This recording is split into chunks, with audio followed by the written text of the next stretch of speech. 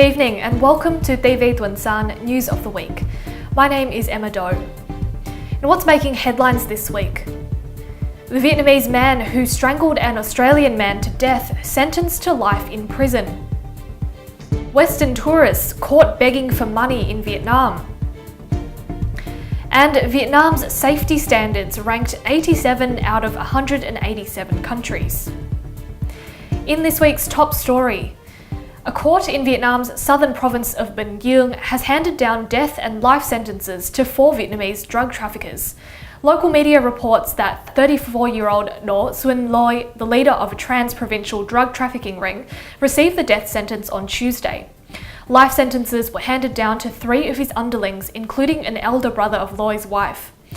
Up until their arrest in 2015, Loi and his accomplices had traded and transported 7 kilograms of drugs from the northern city of Hải Phòng to Vietnam's southern region for retail sales.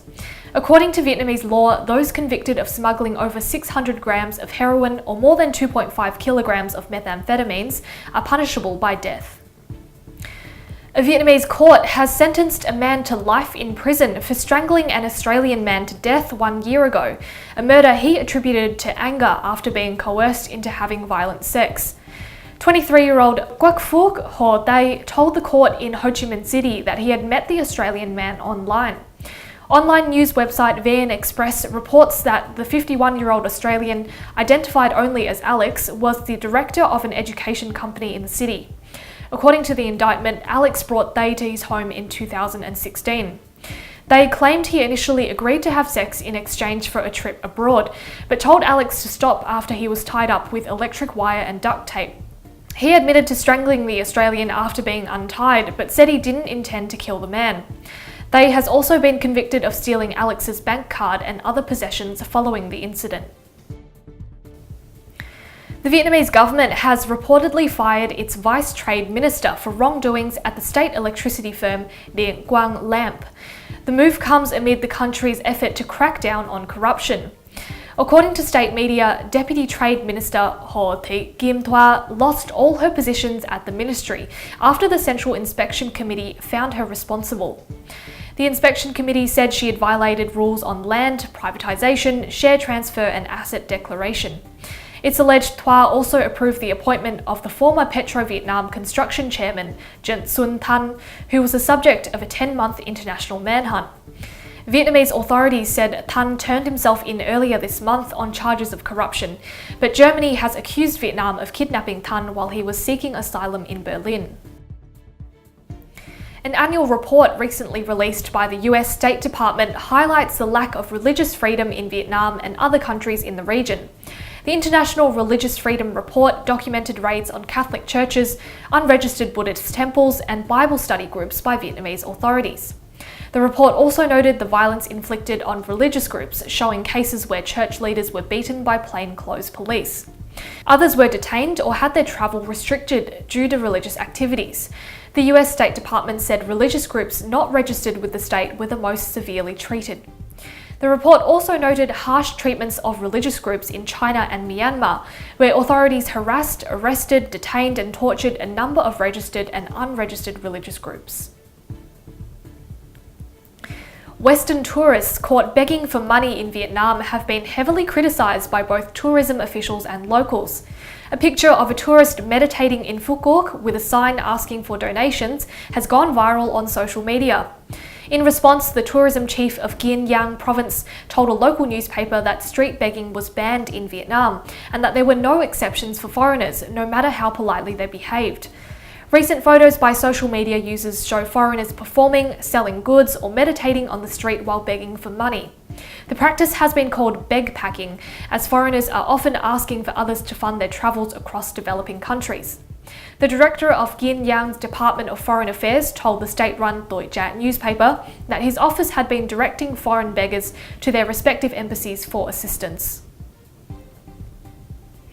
A series of fake artworks discovered in Ho Chi Minh City's Fine Arts Museum has left international buyers in disbelief. Art from prominent Vietnamese artists in the pre-war period has become increasingly coveted on the international art market, but both international and Vietnamese institutions lack specific authentication processes for Vietnamese arts. In a recent case, artist Nguyen Thanh Trung attended an exhibition of Vietnamese artists at a Ho Chi Minh City museum. He recognised a painting displayed as his own, but was stunned to find it marked by the signature of another artist. It came to light that the 17 paintings in the exhibition were not created by the painters claimed, but the man who owned the paintings and had paid to show them at the museum claimed they were originals. A New York Times investigation reports that museum officials have trouble authenticating works due to the safety processes put into place during the war in the 1960s. During this period, artworks were removed for safekeeping and copies were made in the case that the original was destroyed. Over time, original works disappeared and copies were passed off as originals. This and the absence of a database of materials used in the pre-war paintings also hinders close analysis of artworks, altogether adding to the confusion that results today. Lawmakers from Vietnam and Thailand have agreed to strengthen relations between the two countries on various fronts, including on politics, security, defence, economics and trade. During talks held in Hanoi between Vietnam's chairwoman of the National Assembly and Thailand's president of the National Legislative Assembly, the parliamentarians also expressed satisfaction with the development of bilateral relations.